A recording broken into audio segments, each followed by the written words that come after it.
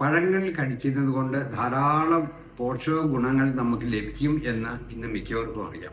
അതുകൊണ്ട് തന്നെ കൂടുതൽ ആൾക്കാർ പഴങ്ങൾ ഇന്ന് അവരുടെ ഭക്ഷണ സാധനങ്ങളിൽ ഉൾപ്പെടുത്തുന്നുണ്ട്. പക്ഷേ ഈ പഴങ്ങൾ എപ്പോൾ കഴിക്കണം എന്നതിനെ പറ്റി ശരിയായ ധാരണ മിക്കവർക്കും ഇല്ല. പലരും ആഹാരം കഴിക്കുന്നതിനോടൊപ്പമാണ് പഴങ്ങൾ കഴിക്കാറുള്ളത്. ഉച്ചയ്ക്ക് നമ്മൾ ചോറ് ഉണ്ട് കഴിഞ്ഞ് ചിലപ്പോൾ ഒരു പഴം കഴിക്കും. രാവിലെ ബ്രേക്ക്ഫാസ്റ്റിന് പഴങ്ങൾ ഉൾപ്പെടുത്താറുണ്ട്. അതുപോലെ തന്നെ വൈകിട്ടത്തെ ഭക്ഷണത്തിന് ശേഷവും പലരും പഴങ്ങൾ കഴിക്കാറുണ്ട്. പക്ഷേ ഇതൊന്നും ശരിയല്ല എന്നാണ് പോഷക വിദഗ്ധർ പറയുന്നത്. പഴങ്ങൾ നമ്മൾ കഴിക്കുമ്പോൾ പഴം മാത്രമേ കഴിക്കാവൂ എന്നാണ് അവർ പറയുന്നത്.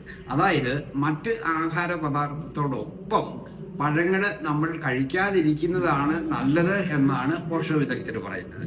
നമ്മൾ ഉച്ചയ്ക്ക് നമ്മുടെ ഊണിന് ശേഷം ഒരു പഴം കഴിക്കുന്നു എന്ന് വിചാരിക്കുക. സാധാരണ നമ്മൾ സദ്യക്കും എല്ലാം അങ്ങനെ തന്നെയാണ് ചെയ്യാറുള്ളത്.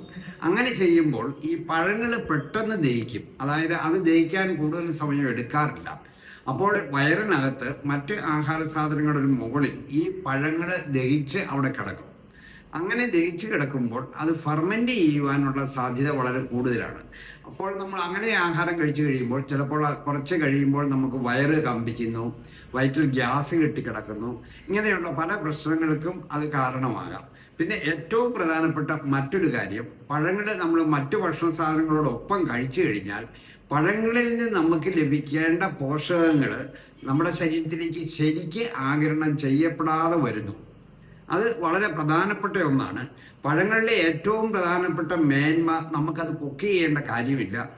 കാരണം കുക്ക് ചെയ്യുമ്പോൾ ഏത് ഭക്ഷണ പദാർത്ഥമാണേലും കുക്കിങ്ങിൻ്റെ ചൂട് കാരണം അതിലെ പോഷകങ്ങൾ പലപ്പോഴും കുറയുവാൻ അല്ല നഷ്ടപ്പെടുവാൻ കാരണമാകുന്നുണ്ട്. പഴങ്ങൾ നമ്മൾ തന്നെ കഴിക്കുന്നത് കൊണ്ട്, കുക്ക് ചെയ്യാതെ കഴിക്കുന്നത് കൊണ്ട് അതിൻ്റെ പോഷകങ്ങൾ നഷ്ടപ്പെടുകയില്ല എന്നാണ് നമ്മൾ സാധാരണ കണക്കാക്കുന്നത്. പക്ഷേ പഴങ്ങൾ നമ്മൾ മറ്റു ഭക്ഷണ സാധനങ്ങളോടൊപ്പം കഴിക്കുമ്പോൾ നമ്മുടെ പോഷക നഷ്ടം സംഭവിക്കുന്നുണ്ട് എന്ന് പലർക്കും അറിഞ്ഞുകൂടാ. അതുകൊണ്ട് നമ്മൾ പഴങ്ങൾ കഴിക്കുമ്പോൾ നമ്മൾ രാവിലത്തെ ഭക്ഷണത്തോടോ അല്ലെ ഉച്ചയ്ക്കത്തെ ഭക്ഷണത്തോടോ അല്ലെ വൈകിട്ടത്തെ ഭക്ഷണത്തോടോ ഒപ്പം കഴിക്കാതിരിക്കുന്നതാണ് ഏറ്റവും നല്ലത്. അപ്പോൾ നിങ്ങൾ ചോദിക്കും, പഴം കഴിക്കേണ്ട ഏറ്റവും നല്ല സമയം ഏതാണ് എന്ന്. 4 മണിക്ക് നമുക്ക് സ്നാക്സ് കഴിക്കുന്നതിന് പകരം നമുക്കൊരു പഴം കഴിക്കുകയാണെങ്കിൽ അത് ഏറ്റവും നല്ലതാണ്. അപ്പോൾ ഉച്ചയ്ക്ക് നമ്മൾ കഴിച്ച ഊണ്, അന്നേരം കഴിച്ച ഭക്ഷണ സാധനങ്ങളൊക്കെ 2-2.5 മണിക്കൂർ കഴിയുമ്പോഴേക്ക് ദഹിച്ച് അതിലെ പോഷകങ്ങൾ ആഗിരണം ചെയ്ത് അതിൻ്റെ വേസ്റ്റ് നമ്മുടെ മലാശയത്തിലേക്ക് തള്ളിവിട്ട് കഴിഞ്ഞിരിക്കും. അപ്പോൾ ആ സമയത്ത് നമ്മൾ പഴങ്ങൾ കഴിക്കുകയാണെങ്കിൽ പഴം പെട്ടെന്ന് ദഹിക്കുകയും ആ പഴത്തിലെ പോഷകങ്ങളെല്ലാം അതേപടി തന്നെ നമ്മുടെ ശരീരത്തിലേക്ക് ആഗിരണം ചെയ്യപ്പെടുന്നു. അങ്ങനെ നമുക്ക് പോഷക നഷ്ടം ഇല്ലാതെ ധാരാളം പോഷകങ്ങൾ നമ്മുടെ ശരീരത്തിന് ലഭിക്കുന്നു.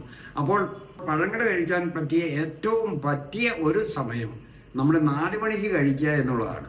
ഇനി വൈകിട്ടത്തെ ആഹാരത്തോടൊപ്പം നിങ്ങൾ പഴങ്ങൾ കഴിക്കുന്നു എന്ന് വിചാരിക്കുക. പഴത്തിന് മധുരമുണ്ട് എന്ന് നിങ്ങൾക്ക് എല്ലാവർക്കും അറിയാം. ആ മധുരം തരുന്നത് അതിനകത്ത് ഫ്രക്ടോസ് ആണ്. അത് ഫ്രക്ടോസ് നമ്മുടെ ശരീരത്തിൽ ചെന്ന് കഴിയുമ്പോൾ അത് ഗ്ലൂക്കോസ് ആയിട്ട് മാറും. അപ്പോൾ അത് നമുക്ക് കാലറി അതിൻ്റെ ഊർജ്ജമാണ് നൽകുന്നത്.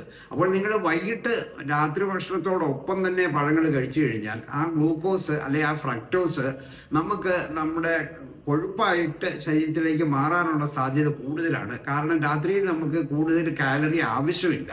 അതേസമയത്ത് നിങ്ങൾ പകൽ സമയത്ത് പഴങ്ങൾ കഴിക്കുകയാണെങ്കിൽ അതിൽ നിന്നും കിട്ടുന്ന ഫ്രക്ടോസ് നമ്മുടെ ശരീരത്തിൽ ചെന്ന് ഗ്ലൂക്കോസ് ആയിട്ട് മാറി നമ്മുടെ ഡേ ടു ഡേ ആക്ടിവിറ്റീസിന് നമുക്ക് ആ കാലറി ഉപയോഗിക്കുവാൻ സാധിക്കും.